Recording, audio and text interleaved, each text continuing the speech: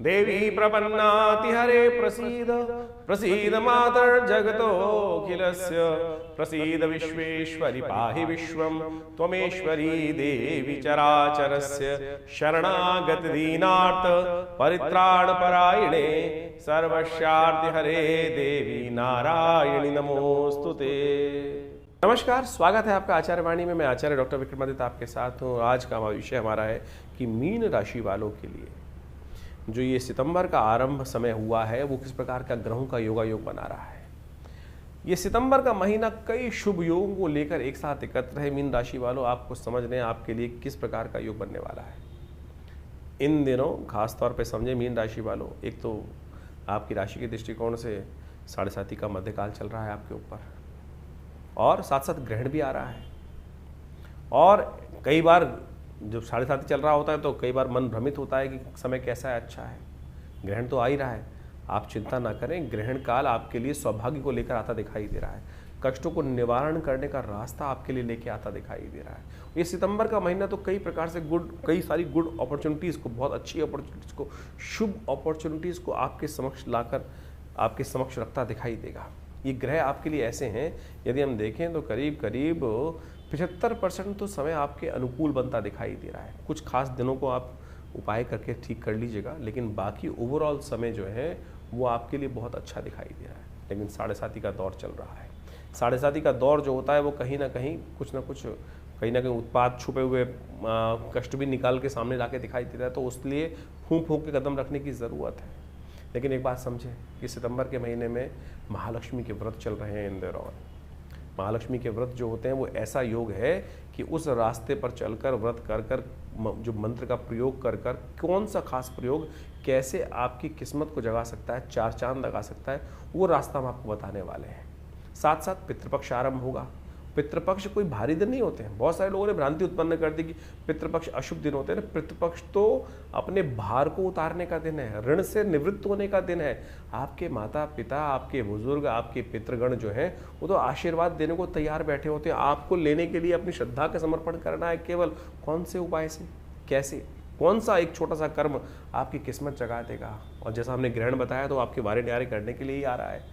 तो आपकी राशि के दृष्टिकोण से 12वें भाव में बैठ के ग्रहण बनाएगा तो आपके लिए शुभ है। कष्ट के दरवाजों को बंद करने का रास्ता बना सकता है। वो सारे रहस्य हम आपको बताएंगे। साथ साथ नवरात्र भी आ रहे हैं, तो इन सब रहस्यों को हम आपको बताएंगे। कौन सा समय आपके लिए किस प्रकार का रहेगा, किस रास्ते से आपको आगे चलना है, भागना है, कौन सा शॉर्टकट आप अपना लें तो आपके वारे ड्यारे हो सकते हैं। वो सारे रहस्य समझ लीजिए। 3 तारीख बुधवार का अवसर, एकादशी तिथि विद्यमान है। शुभ ग्रहों के साथ साथ एकादशी का पदार्पण बृहस्पति चंद्रमा की युति होने के कारण से वो हो गई है। वो बहुत सुंदर आपके लिए बना रही है। पद्म एकादशी विजय को देने वाली एकादशी है। कहा जाता है इस विजय एकादशी तब बन जाती है जब श्रवण नक्षत्र आ जाए। इस बार श्रवण नक्षत्र नहीं आ रहा है, लेकिन चित्रा नक्षत्र के अंदर मंगल प्रवेश कर रहे हैं। ये आपके शौर्य बल को और बढ़ा रहे हैं। बस ध्यान ये रखना है कि झगड़े वाले काम नहीं करने हैं, अड़ना नहीं है बस, क्योंकि मंगल इन दिनों शनि के सामने बैठकर और थोड़े तलवार लेकर तैयार हो रहे हैं। वो झगड़े ना करवा दें आपके। बस झगड़े वाले ना गली जाइए, ना झगड़े वाली दिशा देखिए। अपने कार्य में थोड़ा सा डिप्लोमेसी के साथ कार्य करें। और डिप्लोमेसी के लिए भी ग्रह अच्छे हो गए हैं, क्योंकि शुक्र अश्लेषा नक्षत्र में प्रवेश कर रहे हैं। वो डिप्लोमेटिकली आपको विजय देने के योग बना रहे हैं। जमीन जायदाद के कामों में विजय देने के योग भी बनाते दिखाई दे रहे हैं। ऐसे में 2-3 अच्छे रास्ते आपको प्राप्त होने के योग बन सकते हैं। ध्यान रखिएगा। लेकिन 7.5 ही है, उसका उपाय लगातार आपको करते रहना चाहिए। एकादशी है, हो सके तो भगवान विष्णु को सुंदर पंचामृत से स्नान कराने के साथ साथ नीले पुष्प उन पर अर्पित करने का प्रयास करें और फिर चरणामृत भगवान का ग्रहण करें। कहा जाता है अकाल मृत्युहरणम सर्वव्याधि विनाशनम विष्णु पादोत्कम पित्वा पुनर्जन्म न विद्यते। 4 तारीख बृहस्पतिवार का अवसर, द्वादशी तिथि विद्यमान है। और ग्रह नक्षत्रों के दृष्टिकोण से देखें तो कैसा योग बन रहा है आपके लिए, परिवर्तन का योग बन रहा है। और ये परिवर्तन आपकी राशि के दृष्टिकोण से कहीं ना कहीं लाभ के रास्ते खोल सकता है। चिंता ना करें, लाभ के रास्ते खोल सकते हैं। बस ध्यान ये रखना है कि फक्कड़ लोगों से बचिएगा। जो बेकार इधर ना उधर ऐसे होते हैं जिनका थौर ना ठिकाना, ऐसे लोगों से बचते हुए कार्य करने की ज़रूरत है आपके लिए। वामन जयंती है, कोशिश करें गुरुजन के पास जाकर कुछ वस्त्र इत्यादि, 5 वस्त्र इत्यादि, जो जूते इत्यादि, पंखा इत्यादि, खरबूजे इत्यादि, जो बर्तन इत्यादि हैं वो उनको दान करने का प्रयास करें। ब्राह्मण जयंती है, ब्राह्मणों की सेवा करेंगे तो मेवा प्राप्त होने के योग बनेंगे। 5 तारीख शुक्रवार का अवसर, त्रयोदशी तिथि विद्यमान है। शुक्र प्रदोष लेकर आई है ये त्रयोदशी इस बार। शुक्र प्रदोष सांसारिक इच्छाओं को पूर्ण करने वाला योग, और आपकी राशि के दृष्टिकोण से सांसारिक इच्छाओं की पूर्ति का योग बहुत सुंदर बन रहा है आपकी राशि में इस वक्त। तो सांसारिक इच्छाओं को पूर्ति के लिए रास्ता अपनाने का आपको प्रयास करना चाहिए, वो आपके लिए कहीं ना कहीं रास्ता दे सकता है। थोड़ा ध्यान ये रखना है कि बनी बनाई चीज़ों को लात ना मारे। जो जिस प्रकार की सूर्य के साथ बुध की युति चल रही है, वो कहीं ना कहीं बनी बनाई चीज़ों को परिपक्व स्थिति में आने के बाद आप उससे थोड़े से हतोत्साहित हो जाते हैं, मन बने बनाए काम को कहीं छोड़ देते हैं, उससे बचने का प्रयास कीजिएगा। बस इस बात का ध्यान रखेंगे तो चीज़ें आपकी बहुत अच्छी हो सकती हैं। और ऐसे में भगवान शिव का ध्यान करना समस्त प्रकार से कल्याणकारी होता है।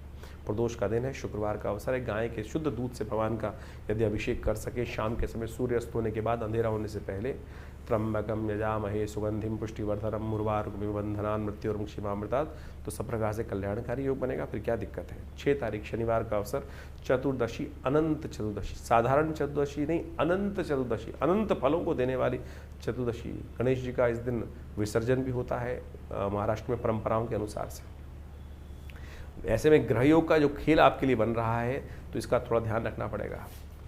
अच्छा योग तो है, लाभ का योग तो है, बृहस्पति से दृष्ट होकर चंद्रमा बहुत सुंदर योग बना रहे हैं, लेकिन ध्यान रखिएगा साथ साथ खर्चे भी तैयार कर रहे हैं, तो स्वास्थ्य का ध्यान रखने की ज़रूरत है। बहुत ज़्यादा इन्फेक्शन इन दिनों फैला हुआ है, वायरल ये वो फलाने दम के पता नहीं कहाँ कहाँ, हर दूसरे आदमी को कहीं जुकाम हो रहा है, कुछ हो रहा है, और कहीं ना कहीं कोई इन्फेक्शन दे जाएगा तो फिर 2-3 दिन खराब कर देगा। इसका ध्यान रखते हुए कार्य करने की ज़रूरत है आपके लिए।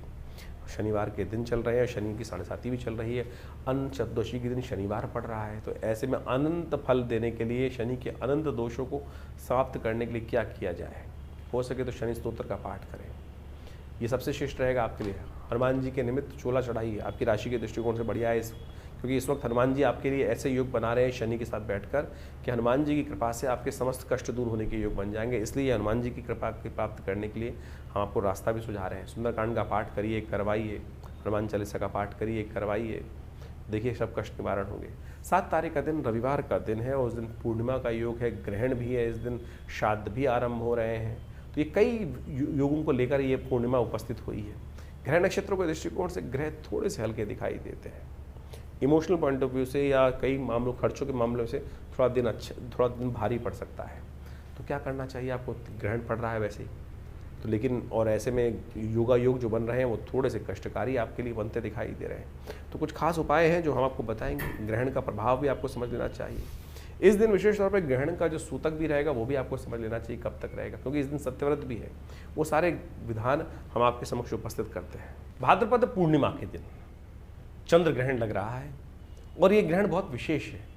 इस ग्रहण को आपको अच्छे से समझ लेना चाहिए, ग्रहण किस कारण से कहाँ पड़ रहा है और किसका प्रभाव किस प्रकार से होगा। ये ग्रहण जो है 3.5 घंटे का ग्रहण है, और पूरे भारत में सब जगह दृश्य रहने वाला है। इसका प्रभाव भी बड़ा विचित्र प्रकार से जीवन पर पड़ने के योग बनने वाले हैं। चंद्रमा जिस प्रकार से शनि की राशि में स्थित होकर ये ग्रहण का योग बना रहे हैं, ये पूरी तरह से मन का और जो प्रभाव है वो विशेष तौर पर हर राशि के अनुसार से इसका प्रभाव होगा।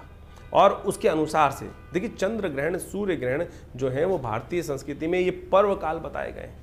बहुत सारे लोगों ने इसको भ्रांति बना लिया, और पता नहीं बहुत सारे ऐसे ऐसे नियम बना दिए गए हैं जिनका शास्त्र में कहीं कोई औचित्य नहीं है। जैसे जैसे काल पद्धति आती गई, लोगों ने इसको अपने अनुसार से बहुत अनेक प्रकार से अपनी भावनाएं पता नहीं कहाँ कहाँ करती गई। और एक बात समझें कि ग्रहण कोई अशुभ काल नहीं है। ग्रहण एक पर्व काल के रूप में ज्योतिष विज्ञान के अनुसार जब पंचांगकर्ता लिखते हैं तो उसके संपूर्ण ग्रहण को पर्व काल कहा जाता है। और ये केवल विशुद्ध आध्यात्मिक है, अपनी आत्मिक उन्नति, जीवन के कष्टों को दूर करने के लिए वो काल बताया गया है। इसका प्रभाव लोगों ने इसका अनुभव किया, और उसकी छाया जो होती है वो कभी शुभ नहीं होती। इसकी छाया से बचने के लिए अनेक बहुत प्रभाव होता है। हमने अनेक केस देखे हैं। हमारे एक परिवार में व्यक्ति थे, और कहा जाता है उन्होंने जब देखा, हमने वो घटना स्वयं देखी है कि उनकी माताजी ग्रहण काल में सो गई थी, और जब उनका जन्म हुआ तो उनके कान कई प्रकार से बंद थे, बहुत सारी शारीरिक तौर पे विक्षिप्तियाँ थी। तो ऐसा घटनाएं बहुत सारी होती हैं। उसी घटना को बचाने के लिए शास्त्र में कहा गया है कि ऐसे समय में केवल हमको भगवान परमात्मा का भजन करने का प्रयास करना चाहिए, और उस छाया को दर्शन में नहीं जाना चाहिए। छाए उस यानी आप घूमते फिरें, बहुत सारे लोग तो ऐसे भी हैं कि घूमते फिरते रहते हैं, कुछ प्रभाव नहीं होता है। शास्त्र में प्राचीन काल में ऋषियों ने इस पर शोध किया कि जो ग्रहण की किरणें होती हैं, ग्रहण का समय होता है, उसकी छाया किसी प्रकार भी शुभ नहीं मानी जाती थी, इसीलिए उससे बचने के लिए। अब आप समझे, सूर्य ग्रहण पड़ रहा हो, लोग देखने का प्रयास करते थे, खगोलीय घटना तो है, जो बाहर के वैज्ञानिक हैं वो ये केवल कहते खगोलीय घटना, अरे खगोलीय घटना तो है, उसका प्रभाव पड़ रहा है, अगर देखोगे तो आंखें अंधी हो जाएंगी। आप उसकी जो ग्रिडल होती है उसको देखने के लिए, उस अंगूठी को निकलते हुए देखने के लिए लोग कितने लालायित होते हैं। देख लीजिए खुली आंखों से, क्यों प्रभाव नहीं है? ग्रहण का प्रभाव है, खुली आंखों से देखोगे खगोलीय घटना को तो आंखों में प्रभाव पड़ेगा। जब उसका प्रत्यक्ष प्रभाव है तो सूक्ष्म प्रभाव भी होगा। और ज्योतिष ने, हमारे आचार्यों और ऋषि मुनियों ने उसके प्रत्यक्ष के साथ साथ सूक्ष्म प्रभाव को भी समझने का प्रयास किया। तो इस प्रकार से बहुत सारे आप बच्चे देखते होंगे, कई बार क्या होता है कि ग्रहण काल में जो बच्चे जन्म लेते हैं, उसके आसपास जन्म लेते हैं और उनकी माता जी की छाया ग्रहण की पड़ गई होती है, तो कई प्रकार के पैचेस स्किन पर भी आने के योग बन जाते हैं। ज्योतिष ने इस प्रकार को भी अध्ययन किया कि जो पैचेस हैं, अंग भंग हैं, वो सब उसके कारण से हो जाते हैं, तो उससे बचने का प्रयास करना चाहिए। इसलिए कहा जाता है कि ग्रहण काल में बाहर ना निकलें। और क्या कहा जाता है, और अगर एक नियम बनाया गया, एक बहुत विशेष तौर पे समझने का नियम है, ग्रहण जो विशेष तौर पे साधना करना चाहता है उसके लिए कहा गया कि उस समय भोजन ना करें, और भोजन ना करें उस समय बैठकर भजन करें, परमात्मा का आराधना करने का प्रयास करें। और यदि वो नहीं करेंगे तो क्या होता है उसके लिए, और उसके साथ साथ ये नियम बताया कि उनके लिए नियम है कि आप ग्रहण का जब सूतक काल आरंभ हो जाए तो आप भोजन ना करें, और उस समय अपने आप को तैयार करें। जब ग्रहण आ जाए तो उस समय साधना करें, मंत्र जप करें और दान पुण्य करें। ग्रहण के आरंभ में आपको स्नान करना चाहिए, ग्रहण काल में यज्ञ करना चाहिए, और ग्रहांते दानम, ग्रहण के अंत में दान करने की व्यवस्था है। ये नहीं तो बहुत सारे लोग क्या करते हैं कि ग्रहण काल में कौन दान लेगा? ग्रहण काल के अंत में हमें दान देने का प्रयास करना चाहिए। ग्रहण काल में जो कार्य किया जाता है, कहा जाता है उसका 100 गुना अधिक प्रभाव पड़ता है। तो इसलिए ग्रहण को पर्व कहा गया है। जो मंत्र आप जब साधारण समय में करेंगे, यदि मानसिक तौर पर ग्रहण के समय में उस मानसिक जप को कर लें तो उसका कई गुना अधिक प्रभाव हो जाता है। ग्रहण काल में यदि यज्ञ कर लें तो उसका जो वैसे ही मंत्र जप से कई 10 गुना अधिक प्रभाव यज्ञ के जप का बताया गया, मंत्र के जप का से ज्यादा 10 गुना प्रभाव यज्ञ का बताया गया है। और वही यदि ग्रहण काल में कर लेंगे तो कई गुना अधिक उसका प्रभाव, 100 गुना अधिक प्रभाव उस कर्म का उस समय में होता है। एक बार मैं कार्य कर रहा था, बहुत सारे एक व्यक्ति ने मुझसे बड़ा अजीब सा प्रश्न किया कि ग्रहण काल में हम तो शारीरिक संबंध बनाएंगे, ग्रहण काल में शारीरिक संबंध बनाते। मैंने कहा तुम नहीं हो, पहले तुमसे भी पहले बहुत सारे हुए हैं, तुमसे भी पहले इस कार्य करने के लिए बहुत सारे हुए हैं। केकसी का वर्णन शास्त्र में आता है, रावण की माता का। कहा जाता है कि ग्रहण एक संधि काल है, ग्रहण एक संधि काल है, और संधि काल के अंदर हमें केवल परमात्मा का स्मरण करने का प्रयास करना चाहिए। केकसी ने संधि काल के अंदर, ऐसी ही समय के अंदर शारीरिक संबंध बना है, और कहा जाता है कि रावण की उत्पत्ति उसी लिए हुई, रावण की उत्पत्ति उसी लिए हुई, उसी काल में संपर्क बनाने के कारण से वो समय जिस कार्य के लिए जो श्रेष्ठ कार्य है उसको ही हमें समझने का प्रयास करना चाहिए। लोग समझते नहीं हैं। शास्त्र में इस कथा को वर्णित किया गया है कि संध्या काल में, और ऋषि कह रहे थे अरे क्या करने जा रही हो तुम, इस समय में परमात्मा कामातुर होकर इस समय का संबंध बनाने का समय नहीं है, ये समय कुछ और होता है। लेकिन केकसी मानी नहीं, और केकसी ने उसके कारण से ही रावण की उत्पत्ति हुई। तो यानी आप समझे कि बहुत सारे लोग आज की तारीख में खुराफात दिमाग में लोगों को चलती रहती है, और जैसी खुराफात आपने जो प्रश्न आपके मन में उठ रहे हैं, हमारे शास्त्र इतने बड़े हैं कि कहीं ना कहीं उस आपसे पहले वो प्रश्न लोगों के मन में उठ चुके हैं। और इस प्रकार के जब मैं एक प्रोग्राम कर रहा था तो मैंने मुझे याद आ गया, तो ये ऐसा प्रश्न एक व्यक्ति ने मुझसे किया, तो मैंने यही सार उस समय उपस्थित किया था कि आप पहले नहीं है भैया, आपसे भी पहले बहुत सारे लोग इस प्रकार का व्यभिचार कर्म कर चुके हैं, तो उसका प्रभाव होता है। तो आप समझें, ये ग्रहण काल जो है, ये पर्वकाल जो इस दिन बनने जा रहा है, जो समय चंद्र ग्रहण का बन रहा है 3.5 घंटे का रहेगा, करीब रात्रि में भारत के टाइम के अनुसार से समझें तो करीब 21 बज के यानी 9:57 पे शुरू होगा ये समय, और रात्रि में अगले दिन जो समय रहेगा, जिसको गणनाओं में लिखा जाता है 25:27 यानी रात को 1:27 तक ये ग्रहण काल चलने वाला है। कोशिश करें इस समय भगवान के नाम का स्मरण करें। हमने विवेकानंद योगाश्रम में इस पूरे ग्रहण काल के अंदर यज्ञ रखा है, और उसमें बहुत सारे विभिन्न मंत्रों का, विभिन्न प्रयोगों का हम सामूहिक तौर पे बहुत सारे कार्य करते ही आए हैं। और ऐसे में कहा जाता है कि अपने कष्टों को दूर करने के लिए हमें अवश्य कुछ ना कुछ भगवान का स्मरण मंत्र जप अवश्य अपने रूप में कर रहने का प्रयास करना चाहिए। उससे आपके जीवन में कष्ट दूर होने का योग बनेगा। ये सिद्धांतिक तौर पर हमें समझ लेना चाहिए। ये बिल्कुल सत्य प्रमाणित चीज़ें हैं, इसमें कहीं कोई कपोल कल्पित नहीं है। आप समझें, ग्रहण काल के अंदर क्या कहा जाता है कि अगर ग्रहण के पंचांग के अंदर नियम सोचें कि जो ये नियम है ये साधक के लिए हैं। अबाल, जो बच्चे छोटे, जो बच्चे हैं, प्लस जो वृद्ध है या बीमार है, वो दवाई भी खा सकते हैं, वो अपना भोजन भी कर सकते हैं। ये भोजन का नियम जो है, यदि ये वो नियम होता कि ऐसे में कुछ विकड़ने पड़ती हैं और विकड़ने पड़ने से भोजन सब खराब हो जाता है, तो फिर क्यों बच्चों को और वृद्धों को और साथ साथ जो बीमार हैं उनको उससे नियम से हटा दिया गया? अब ये भ्रांति कहाँ से फैली है? पंचांग, किसी पंचांग को उठा के देखो, उसके अंदर पंचांग करता या ग्रहण के नियम के वली के अंदर ये लिखा गया है कि ये जो नियम है इसमें बच्चों के लिए नियम नहीं है। ये नियम जो है वृद्धों के लिए नहीं है, बीमारों के लिए नहीं है। वो अपनी जो नियम कर रहे हैं वो कर सकते हैं। ये साधना के नियम है। तो आज जो एक से एक विद्वान लोग उपस्थित हो जाते हैं और कह देते हैं कि खाना खराब हो गया, ऐसा हो गया, वैसा हो गया, ये बाह्य बातें लोगों ने उपस्थित कर दी। तो इसको उस प्रकार से ना ले। मैंने आपके समक्ष, हमने यहाँ पे बहुत छोटा सा एक विवेचना यहाँ अपनी मति के अनुसार से उपस्थित करने का प्रयास किया है। खैर, ग्रहण के काल में आप कोशिश ये करें अवश्य अपने मंत्रों को, जो कष्ट जीवन में चल रहा है उसकी निवृत्ति करने के लिए भगवान के मंत्र जो है, जो भी आपके ग्रहों के मंत्र हैं, कैसे भी मंत्र हैं, भगवान शंकर के मंत्र हैं, महामृत्युंजय मंत्र हैं, उन सब का यथाउचित भाव से जप करने का प्रयास करें, कीर्तन करें, भगवान के नाम का मानसिक तौर पर स्मरण करने का प्रयास करें। यज्ञ कर सकते हैं, मूर्ति पूजा नहीं। मूर्ति पूजा उस समय में नहीं करनी चाहिए। शास्त्र में मूर्ति को ढक दिया जाता है, शास्त्र के दृष्टिकोण से मना कर दिया जाता है कि मूर्ति को स्पर्श करना, क्योंकि वो सूतक काल माना जाता है। मूर्ति को स्पर्श ना करें। हाँ, यज्ञ कर सकते हैं।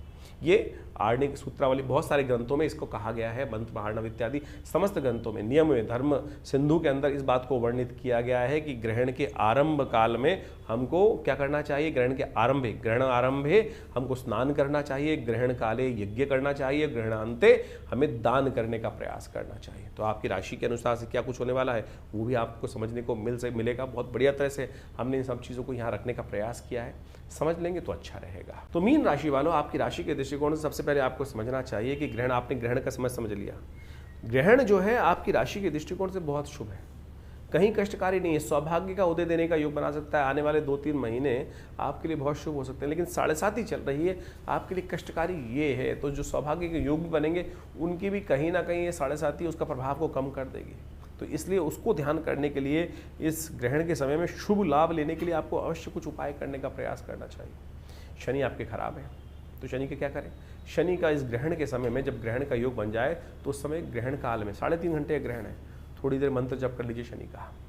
एक तरीका बता रहे हैं आपको इस 7.5 के समय में उसका लाभ लेने के लिए, क्योंकि हनुमान जी इस वक्त समस्त रूप से आपकी राशि में आपके वारे न्यारे करने के लिए तैयार हैं।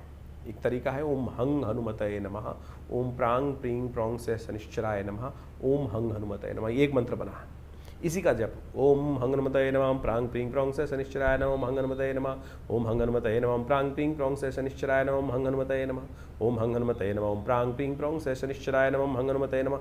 तो इस प्रकार से इसका एक जो लगाकर, जिसको कहा जाता है संपुट लगा कर इस विधि को करने का प्रयास करेंगे इस समय में। यदि ग्रहण काल में इसको कर लें आप, यदि 108 बार भी कर लेंगे तो देखिएगा शनि के दोषों को दूर करने के लिए बहुत अच्छा रास्ता बन सकता है।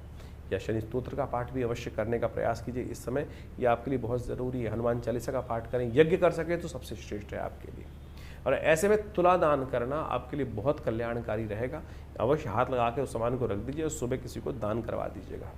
अब रही बात, ये तो आपने उपाय कर लिए, ग्रहण का लाभ भी समझ लिया किस प्रकार से आपके लिए है। तो इस समय में यदि आप ये उपाय करेंगे तो बहुत अच्छा रहेगा आपके लिए। एक बात और ध्यान कर लीजिए, क्योंकि इस दिन सत्यव्रत भी है। ये चंद्र ग्रहण है, इसका सूतक 10 घंटे पहले लगता है, तो 12 बजे तक का समय आपके लिए श्रेष्ठ रहेगा। तो 12 बजे से पहले पहले आप एक काम करें कि आप इस ग्रहण काल में दोपहर को आप सत्यव्रत की कथा भी सुन सकते हैं, और साथ साथ जिनकी पूर्णिमा में श्राद्ध है उनका श्राद्ध भी करा सकते हैं। सूतक 12 बजे के बाद आरंभ होगा, 10 घंटे का से पहले सूतक लगता है, तो इससे पहले पहले आप ये करा लीजिए तो आपके लिए अच्छे योग बनते दिखाई देंगे। अब हम बात कर लेते हैं 8 तारीख की। 8 तारीख वालों के लिए ग्रहों का योग क्या है। आपकी राशि के दृष्टिकोण से मीन राशि वालों के लिए ग्रह दिखा रहे हैं सोमवार का अवसर, प्रतिपदा तिथि विद्यमान है और आपकी राशि में ही इस दिन ग्रहों का परिवर्तन का विशेष योग बनता दिखाई दे रहा है, जो आपके लिए बड़ा कल्याणकारी रहेगा। सुबह थोड़ी हल्की हो सकती है इमोशनल पॉइंट ऑफ व्यू से, क्या हुआ, क्यों हुआ, कैसे हुआ, लेकिन जैसे जैसे दिन आगे बढ़ेगा आपके लिए ग्राफ आगे बढ़ने के योग बहुत अच्छे से बनाता दिखाई दे रहा है।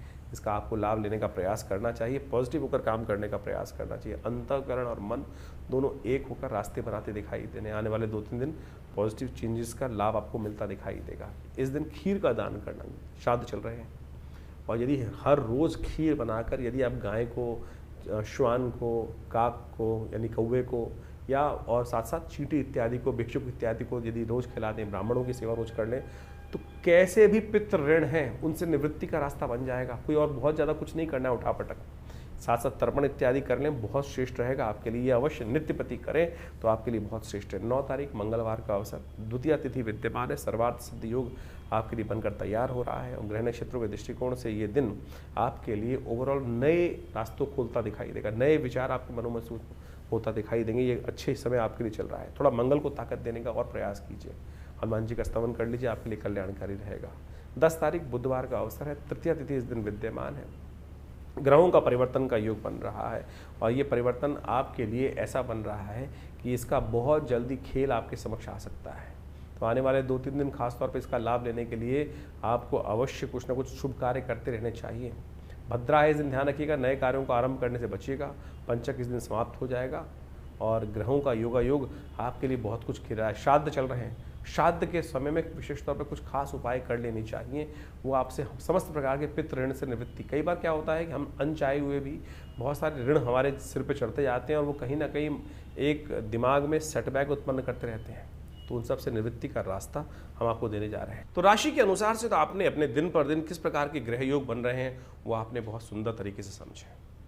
ग्रहों का प्रभाव तो वास्तविक तौर पर हर प्राणी पर, जगत के विशेष जड़ है या चेतन है, उन सब पर भी पड़ता दिखाई देता है शास्त्र के दृष्टिकोण से, और उसके प्रभाव के अनुसार से ही जीवन में, संसार में जो कुछ परिवर्तन के योग बनते हैं वो बहुत अच्छे से समय समय पर लोग उसको अवगत कराते ही रहते हैं हम लोग आपको। लेकिन आपके जीवन में ग्रहों का प्रभाव किस प्रकार से है और उस आने वाले प्रभाव को समझकर जीवन में परिवर्तन का रास्ता हम सब प्राप्त कर लें, शुभ प्राप्त करने के योग बना लें, वो ज्योतिष का वास्तविक उद्देश्य है और उसको हमें अच्छे से समझना चाहिए। जो ये पर्व इत्यादि समय समय पर आते रहते हैं वो केवल पर्व नहीं है, केवल हर्षोल्लास के लिए, आनंद के लिए, दिवाली पर पटाखे चला लिए, होली पर हमने रंग खेल लिया, ये केवल वो औचित्य नहीं है। वास्तविक तौर पर एक बात समझ लें, ज्योतिष के साथ साथ पुराण इत्यादि समस्त शास्त्रों में जो रहस्य बताए गए हैं कि हम इस जो पर्व काल है, जो समय है, चाहे वो ग्रहण पड़ रहा है, इस समय में जो ग्रहण पड़ रहा है उसके अनुसार से आपने अपनी राशि के अनुसार से प्रभाव समझाई, लेकिन उन सब पर्व कालों में किस प्रकार से आप अपने जीवन में अपने कष्टों को दूर करने के लिए रास्ता ढूंढ सकते हैं, रास्ता बना सकते हैं, वो वास्तविक तौर पर शास्त्रों का विशेष प्रभाव है और विशेष उद्देश्य है। उसी के लिए इन समस्त कथाओं की संरचना की गई है। ये केवल इतिहास नहीं है। बहुत सारे लोग केवल इतिहास में केवल आनंद से समय काटने के लिए इन कथाओं का श्रवण कर लेते हैं। नहीं साहब, ये वास्तविक तौर पर हमारे जीवन में उन सिद्धांतों से समझकर अपने जीवन के कष्टों को दूर करने के लिए, समस्याओं को दूर करने के लिए, उस परम लक्ष्य को प्राप्त करने के लिए कि आगे बढ़ सके, जीवन को शुभ कर सकें, सबकी सेवा कर सकें, उस भाव को समझने के लिए हमको ये कथाओं के कथानक जो है शास्त्रों में वर्णित किए गए हैं। अभी आपने जिस प्रकार से अपने जो प्रकार से आप समझें ये ग्रहण इत्यादि हो रहे हैं, इसका प्रभाव आपने समझाई। इसके साथ साथ जो अभी विशेष तौर पर एक बात और समझें कि श्राद्ध आरंभ हो रहे हैं।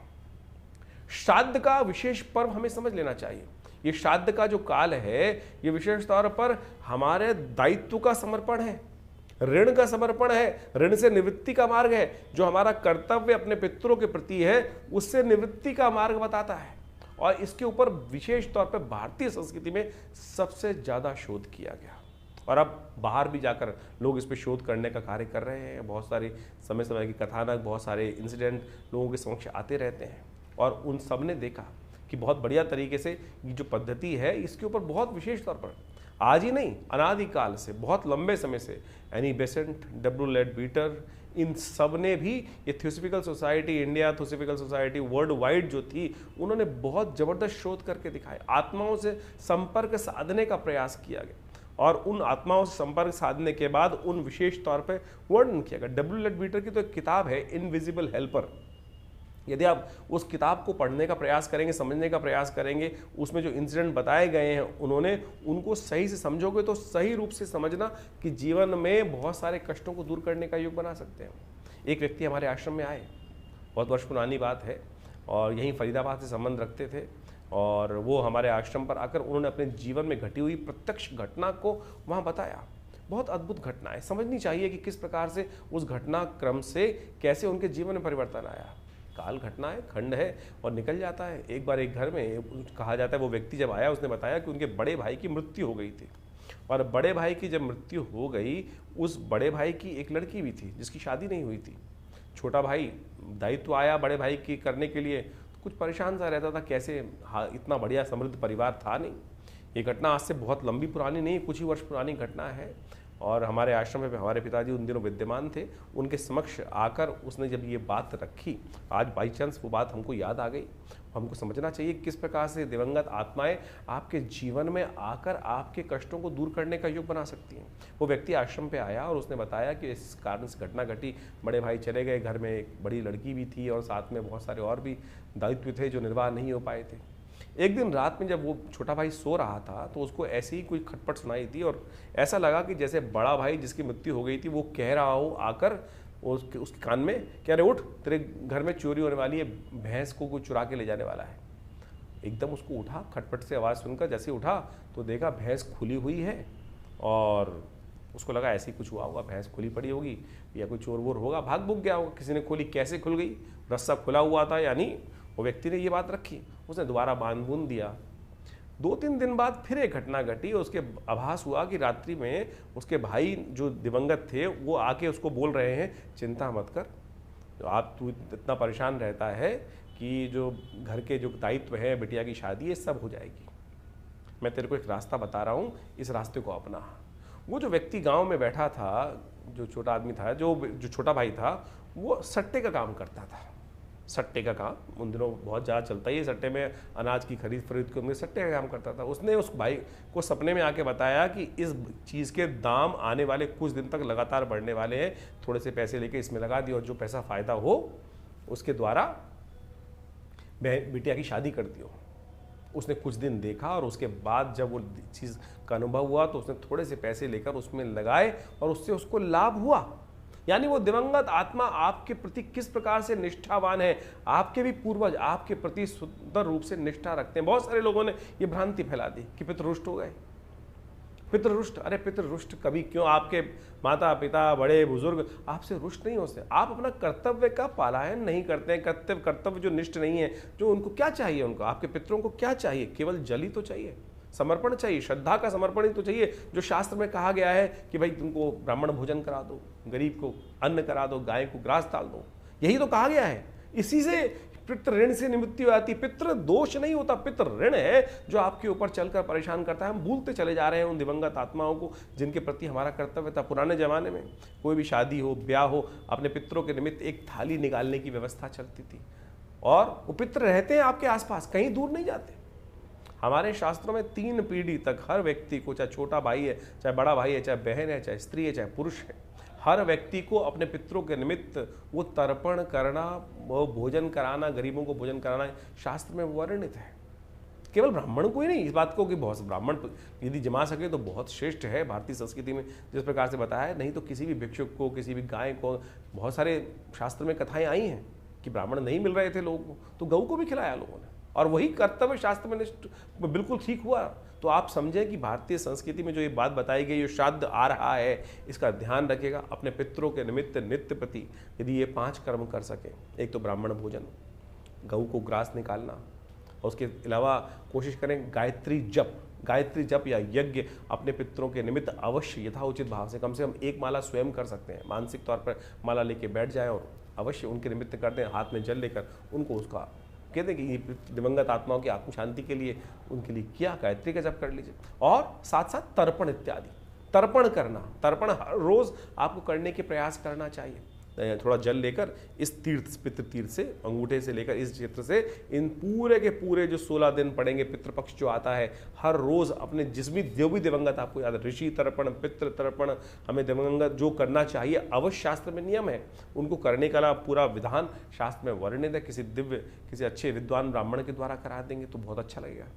तो ये सब चीजें, अभी तो एक बहुत बड़ी घटना घटी, विश्व के एक बहुत बड़े, अमेरिका के एक बहुत बड़े एक्टर हैं, उनके परिवार में किसी की मृत्यु हुई और वो व्यक्ति जो लड़का था उनका, वो बार बार उनके सपनों में आ रहा था और सपने आके उसको लगता था कि ये स्थिति इसकी अच्छी नहीं है। बहुत कुछ उसने अपने धर्म के अनुसार से, ईसाइयत के अनुसार से करने का प्रयास किया, लेकिन वो बहुत से डॉक्टरों को दिखाया, एक बहुत बड़ा एक्टर है, और उनके साथ वो घटना घटी और फिर वो भारत में आते हैं और जब कुछ कई साइकोलॉजिकल, उनको लगा कि साइकोलॉजिकल डिसऑर्डर हो गया, साइकेट्रिस्ट को दिखाया, बहुत सारे, जिस प्रकार से कोई रास्ता नहीं निकल रहा था, लेकिन फिर जब भारत में आए और संपूर्ण रूप से तर्पण इत्यादि का जो कार्य जो भारतीय संस्कृति में बताया गया, विद्वानों के द्वारा कराया गया, फिर उसने अपनी ऑब्जर्वेशन लिखी है कि नहीं, उसके बाद से वो समस्या है।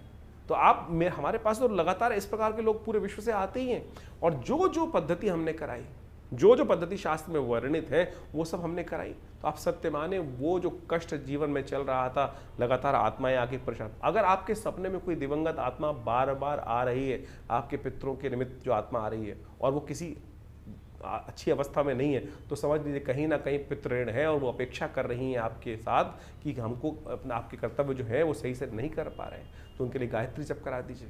गायत्री सवाला गायत्री जप कराना, और इन श्राद्ध काल, वैसे तो हर रोज़ हमारे यहाँ तो कहा गया है कि हर लड़के को, लड़की को अपने जो पितृगण हैं उनके निमित्त थोड़ा सा तर्पण अवश्य करना चाहिए। नित्यपति देवताओं की पूजा करते वक्त जो संध्या वंदन किया जाता है, उसके साथ पितरों के निमित्त तर्पण करना भी शास्त्र में बहुत ज़रूरी बताया गया है, तो आप अवश्य करें।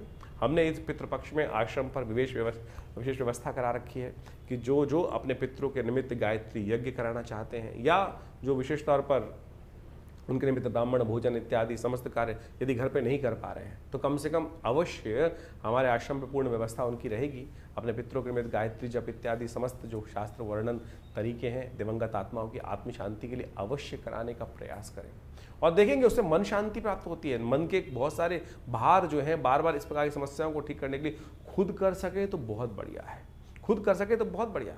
अपने पितरों के निमित्त एक घटना घटी, हमारे आश्रम पे आने वाला एक जातक था और वो खूब अच्छा पिताजी के शिष्य रहे और खूब अच्छा, बहुत बढ़िया पैसा वैसा खानदान में छोड़ के गए, और आप सत्य माने कि उनका एक दिन समय आया, शरीर पूरा हो गया। जब उनकी वार्षिक श्राद्ध कर रहे थे उनके घर वाले, तो बाई चांस वो जो कपड़े थे कुछ हल्के, जिस प्रकार के वो पहनते थे, वो किसी हल्के कपड़े लेके आए। आप समझे, उस दिवंगत आत्मा ने उस व्यक्ति को आकर बताया कि क्या मैं इतना छोड़ गया, इससे संतुष्टि नहीं हुई क्या, तुम मेरे पहनने लायक कपड़े भी उस प्रकार से नहीं कर सकते। यानी दिवंगत आत्माएं आती हैं और आपसे अपेक्षा रखती हैं इतना ही कर्म करने की आपको आवश्यकता है। बहुत सारे लोग, अभी एक हमारे पास एक व्यक्ति आया, बहुत दिन पहले मैं किसी कार्यक्रम में उपस्थित था, और कार्यक्रम में उपस्थित होते हुए था, वहाँ पर उस व्यक्ति ने मुझसे प्रश्न किया, शायद टीवी पे ही था, किसी टीवी चैनल पर ही लाइव डिस्कशन चल रहा था, उस पर कॉल किया उसने कि महाराज ये बताएं कि हमारे घर में ऐसी ऐसी घटना तो नहीं हो जाएगी। मैंने कहा क्यों, क्या हुआ? बोले कि कोई बीमार है, अगर वो मर जाएंगे तो हम बर्बाद हो जाएंगे। मैंने कहा ऐसी क्या बात है, क्यों बर्बाद हो जाओगे? बोले हमारे गांव में परंपरा है कि हमारे यहाँ कोई किसी की मृत्यु होने पर पूरे गांव के जो 3-4 हज़ार आदमी उनको भोजन कराने की व्यवस्था करनी पड़ती है, और उसी से पितरों की निवृत्ति होती है। ये शास्त्र में कहीं वर्णित नहीं है भाई, शास्त्र में कहीं नहीं कहा गया इस प्रकार की बातें कि आप उधार लो, पैसे नहीं है और उससे लेकर लोगों को भोजन कराओ। यदि पितृ कार्य करने के लिए आप कोई पैसा उधार लेकर अपने पितरों का तर्पण इत्यादि कार्य कर रहे हैं, तो पितृ उससे संतुष्ट नहीं होंगे। शास्त्र में वर्णित नहीं है। आपकी जितनी, अगर आप घास भी गाय को खिला देंगे ना, तो वो भी वास्तविक तौर पर आपके पितरों के दायित्व से निवृत्ति के लिए, उनकी संतुष्टि के लिए बहुत है। आप भाव भी कर देंगे, तर्पण भी कर देंगे, जल से ही तर्पण हो सकता है, और इसका शास्त्र में कोई बहुत पैसा नहीं चाहिए किसी को। ये बात ध्यान रखें कि पैसों से पितृनिवृत्ति नहीं, आपके घर में कोई दिक्कत है बहुत ज़्यादा, इस बात को हमको अच्छे से समझ लेना चाहिए। तो ये सारी बातें हमने आपके समक्ष इसलिए रखी क्योंकि श्राद्ध पक्ष अभी आरंभ हो रहा है, हमने इस कार्यक्रम में आपको बताई, तो अवश्य इन सब चीज़ों को समझकर इनको करने का प्रयास करें। इससे आपके जीवन के बहुत सारे कष्ट दूर होने के योग अद्भुत रूप से बनेंगे। और हमारा ये संस्थान लगातार इस संबंध में बहुत सारे कार्य करता ही रहता है, समय समय में बहुत सारे यज्ञ इत्यादि बहुत सारे कार्यक्रम चलते ही रहते हैं। आप सब उनमें जुड़ सकते हैं। हर रविवार को तो विशेष कार्यक्रम यज्ञ का होता ही है, मंगलवार को सुंदरकांड का पाठ होता है और बहुत सारे समय समय पर उत्सव के यज्ञ रहते हैं। अभी नवरात्र का यज्ञ रहेगा बहुत बड़ा, उसमें सम्मिलित चंडी का सुंदर कार्यक्रम रहेगा। तो ये सब जो उत्सव जिससे हमने आरंभ किया था, ये उत्सव है, ये केवल उत्सव नहीं है, ये केवल पर्व नहीं है, ये हमारे जीवन के कष्टों को दूर करने का सुंदर मार्ग है। तो अवश्य इनको हमें अपनाने का प्रयास करना चाहिए और इनसे वैज्ञानिक विधान जो है इनको समझते हुए कार्य करने का प्रयास करना चाहिए।